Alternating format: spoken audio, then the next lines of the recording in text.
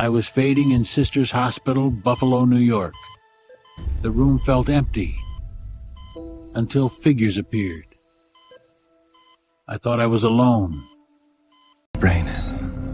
Now I am intubated in bed. A man with salt and pepper hair, piercing blue eyes, and white gloves with holes in the wrists stood by me. Others appeared.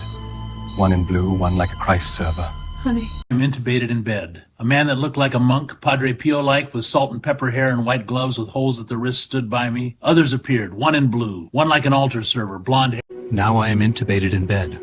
A man that looked like a monk, salt and pepper hair, white gloves with holes in the wrists, stood by me. Others appeared, one in blue, one like an altar server with blonde hair. I'm in bed, intubated in the hospital. I wrote on a piece of paper, it said, to my wife. I told her where I wanted to be buried. I gave her permission to remarry. My heart was heavy with family and my 3 little kids' responsibility. I was ready to let go, but as a young man, I'm in bed, intubated in the hospital. My eyes closed, yet suddenly I was sitting up, watching myself on the bed. I had no more tubes in me, as if I was a new person. A man, a priest dressed in a holy robe. Me as a young man, intubated in the hospital. My eyes closed, yet suddenly I was sitting up, a new person. He reached out, guiding me to the waiting room. When I walked into the waiting room, I saw my family sitting there. My children, my father. It felt like a place of goodbyes. They were so young.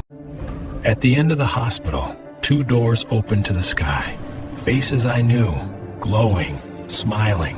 Heaven was calling, and the priest stood waiting, watching me. Beyond the glowing doors was a lake, figures floating peacefully. Over the water, a giant screen appeared, showing every moment of my life, every memory flashing before me. But then a dark figure. I begged to stay for my 3 kids, even though I felt fantastic.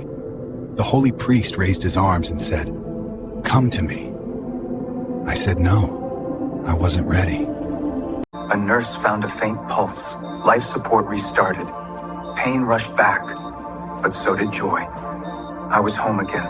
It wasn't my time. Still in a coma, I had the fight to stay. A nurse found a faint pulse. Life support restarted. Pain rushed back, but so did joy.